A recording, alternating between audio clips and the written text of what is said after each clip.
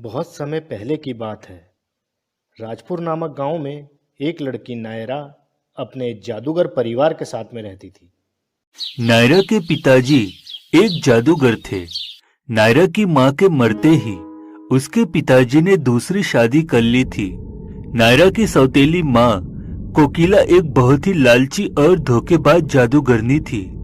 वह दुनिया की सबसे शक्तिशाली जादूगरनी बनना चाहती थी, इसीलिए वह काले जादू का सहारा लेती थी।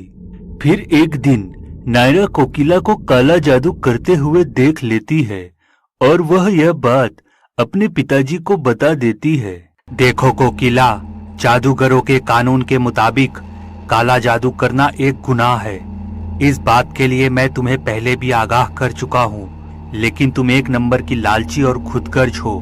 देखो तुम अपनी हरकतें बंद कर दो, वरना मैं तुम्हें घर से बाहर निकाल दूंगा। इतना कहकर नायरा के पिताजी वहां से चले जाते हैं। इस तरह अपनी बेइज्जती होते देख कोकिला को नायरा पर बहुत गुस्सा आता है। इस नायरा की बच्ची के कुछ ज्यादा ही पर निकल आए हैं। लगता है इसे सबक सिखाना ही पड़ेगा। इस तरह कुछ दिन बीत जाते हैं। फिर एक दिन कोकिला जादूगरों की एक दुकान से कुछ जादू का सामान और एक जादुई किताब खरीद कर ले आती है। अरे वाह, ये किताब तो बहुत ही काम की है।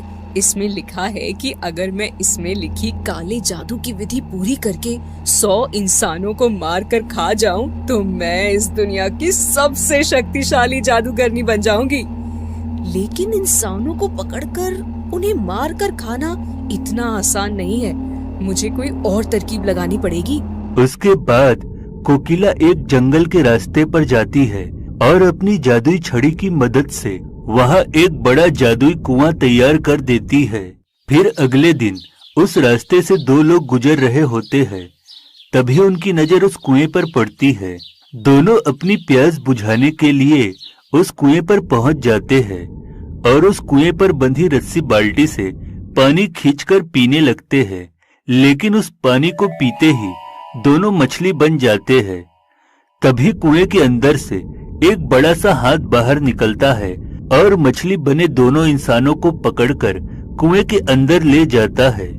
धीरे धीरे उस जादुई कुएं के पानी को पीने की वजह से बहुत सारे इंसान मछली बनकर उसमें कैद हो जाते हैं।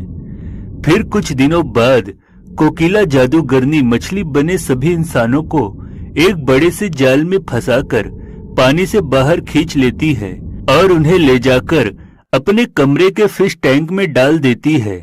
फिर एक दिन नायरा को मछली बने इंसानों की रोने की आवाज सुनाई देती है। अरे, ये मछलियाँ इंसान की तरह क्यों रो रही हैं? नायरा जैसे ही उस फिश टैंक के करीब जाने लगती है कि तभी कोकिला उसे आवाज देकर रोक लेती है।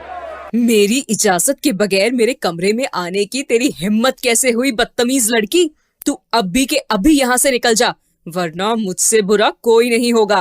कोकिला की डांट सुनकर नायरा चुपचाप वहां से चली जाती है। दूसरी तरफ कोकिला उस जादुई कुएं की मदद से बहुत सारे इंसानों को मछली बनाकर बस बहुत जल्द 100 इंसान मछली के रूप में मेरे पास जमा हो जाएंगे। फिर मैं उन सब को खाकर इस दुनिया की सबसे शक्तिशाली जादूगरनी बन जाऊंगी। इस तरह कुछ दिन बीत जाते हैं। फिर एक दिन नायरा के पिताजी विशाल नाम के एक लड़के से उसकी शादी तय कर देते हैं। विशाल एक बहुत ही होनहार लड़का था। वह काली पहाड़ी के पीछे बने जादूगरों के स्कूल से अभी अभी अपनी पढ़ाई करके लौटा था। नायरा और विशाल दोनों एक दूसरे को बहुत पसंद करते थे और अक्सर साथ में घूमने फिरने जाया करते थे। इसी तरह एक दिन दोनों मोटरसाइकिल पर बैठकर कहीं जा रहे थे कि तभी अचानक मोटरसाइकिल बंद पड़ जाती है। अरे क्या हो गया विशाल? मोटरसाइकिल क्यों बंद हो गई? विशाल नीचे उतरकर मोटरसाइकिल की जांच करता है। अरे नहीं, मोटरसाइकिल का पेट्रोल खत्म हो गया है। यहाँ आसपास कोई पेट्रोल पंप भी नहीं है। उसके बाद विशाल उस मोटरसाइकिल को धक्का देते हुए वहां से ले जाने लगता है। काफी देर चलने के बाद दोनों थक जाते हैं। सुनो विशाल, मैं चलते चलते थक गई हूँ। मुझे बहुत जोरों की प्यास लगी है। तभी विशाल को वह जादुई कुआं दिखाई देता है। दोनों पानी पीने के लिए उस कुएं पर पहुंच जाते हैं। नायरा कुएं से पानी खींचकर विशाल को देती है, लेकिन उसे पीते ही दूसरों की तरह विशाल भी मछली बन जाता है। यह देख नायरा घबरा जाती है। अरे नहीं, ये क्या हो गया? विशाल तो एक मछली बन गया है। हे भगवान, अब मैं क्या करूं? तभी कुएं के अंदर से एक बड़ा सा हाथ बाहर आकर विशाल को पकड़कर उसे कुएं के अंदर ले जाता है।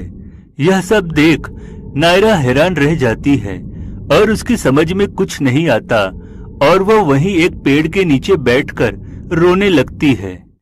तभी वहां उसकी सौतेली माँ कोकिला आ जाती है और बड़ा सा जाल कुएं में डालकर मछली बने सभी इंसानों को बाहर खींच लेती है। यह देख नायरा समझ जाती है कि यह सब कोकिला का ही किया धरा है। अच्छा, तो तुमने फिर से काला जादू करना शुरू कर दिया है और इंसानों को मछली बनाकर उन्हें कैद कर रही हो। तुम्हारी वजह से विशाल भी मछली बन गया है। ठहर जाओ, मैं अभी जाकर पिताजी को सब बताती हूँ। लेकिन तभी कोकिला अपनी जादुई छड़ी की मदद से उसे भी मछली बनाकर अपने साथ ले जाती है। उसके बाद कोकिला मछली बने नायरा और विशाल को नायरा के पिताजी को देते हुए कहती है, ये देखिए, आज मैंने पास वाली झील से 2 मछलियाँ पकड़ी हैं। आप फिश करी बहुत अच्छी बनाते हैं। आज मैं आपके हाथों से बनी फिश करी खाना चाहती हूँ। इतना कहकर कोकिला नायरा के पिताजी के हाथ में एक बड़ा सा चाकू पकड़ा देती है। लेकिन अपने सामने रखी दोनों मछलियों को देख नायरा के पिताजी को कुछ अजीब सा लगता है और उन्हें बेचैनी महसूस होने लगती है। अरे, आप इतना क्या सोच रहे हैं? चलिए जल्दी से मछलियों को काट कर पका दीजिए, मुझे बहुत भूख लगी है। फिर कोकिला की बात मानकर नायरा के पिताजी जैसे ही चाकू से सामने रखी मछलियों को काटने जाते हैं कि तभी वहाँ नायरा की सहेली सोनल आ जाती है। रुकिए अंकल, ये कोई मछली नहीं है, ये आपकी बेटी और होने वाला दामाद है। कोकिला ने इन्हें काले जादू से मछली बना दिया है। उसके बाद सोनल अपनी जेब से एक जादुई घोल निकालकर दोनों मछलियों पर डाल देती है और देखते ही देखते विशाल और नायरा फिर से इंसान बन जाते हैं। अपनी साजिश का भांडा फूटते देख कोकिला वहां से भागने लगती है, लेकिन नायरा के पिताजी उसे पकड़ लेते हैं। फिर सोनल वह जादुई घोल कोकिला के फिश टैंक में डाल देती है और सभी मछलियां फिर से इंसान में बदल जाती है। नायरा के पिताजी कोकिला को ले जाकर जादूगरों की एक जेल में बंद कर देते हैं। इस तरह सब कुछ ठीक हो जाता है।